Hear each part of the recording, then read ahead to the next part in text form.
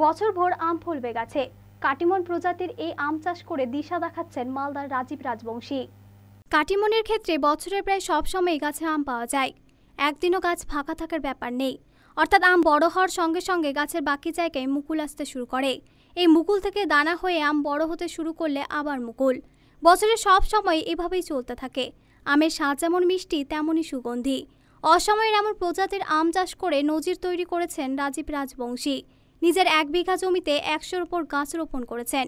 এখন ফল পেতে শুরু করেছেন তিনি। রাজীবের বাড়ি গাজল ব্লকের পান্ডুয়া পঞ্চায়েতের ফুলবাড়ি গ্রামে। ২০২০ সাল নাগাদ সোশ্যাল মিডিয়ায় বাংলাদেশের একটি চ্যানেলে তিনি কাটিমন আম চাষে দেখে অনুপ্রাণিত হন। অবশেষে তিনি নদিয়ার একটি নার্সারি থেকে ১০৫টি চারা কিনে আনেন। ২ বছরের মাথায় যদিও মুকুল আসতে শুরু করে। মুকুল ধরার পর ৩.৫ মাস সময় লাগে আম পরিণত হতে। আমের আকারও বেশ খানিকটা বড় আকৃতির, ৩টে আমই ১ কেজির মতো। আবার ছোট আকার হলে ৪ থেকে ৫টিতে প্রায় ১ কেজি। গাছের পরিচর্যা বলতে বছরে ২বার গোবর সার পান্না পরিমাণ মতো দিতে হয়। বৃষ্টির সময় ছত্রাকনাশক এবং রোগ অনুযায়ী কীটনাশক স্প্রে করলেই চলে। নতুন পাতা আসার সময় কীটনাশক বেশি দরকার হয়।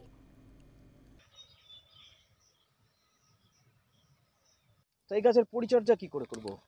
পরিচর্যা মানে যেমন সার দিতে হবে, হ্যাঁ, বছরে ২-৩ বার দিলে ভালো। আমের সাইজ ভালো হবে। আর প্রয়োজন অনুসারে আপনাকে স্প্রে করতে হবে। যেমন এখন বৃষ্টি হচ্ছে, আপনাকে বৃষ্টির সময় ফল টেকাতে গেলে ফাঙ্গিসাইড ব্যবহার করতে হবে আর কি, আমি যেটা করি।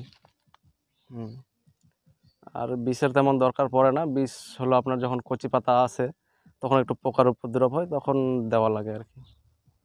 আমি যেটা অ্যাভারেজ পেয়েছি ওই ৬০ টাকা, ৫০-৬০ টাকা এরমই থাকে। আর কোনো ভালো অকেশন হলে এই ৮০-৯০-ও চলে যায়। ১০০ও বিক্রি করেছি সময় অনুসারে। বেশিরভাগ সময় আপনার ওই ৬০ টাকা ধরে রাখেন। এমনি সম্ভাবনা আছে এই আমের বাজার তৈরি করার একটা সম্ভাবনা আছে? হ্যাঁ, অবশ্যই অবশ্যই। আচ্ছা, বাইরে কোথাও যায়নি এখনো? না, আমি বাইরে পাঠাইনি, ওইভাবে আমার ফলন নেওয়া হয়নি, তবে পরিকল্পনা আছে ভবিষ্যতে। মালদা টুডে।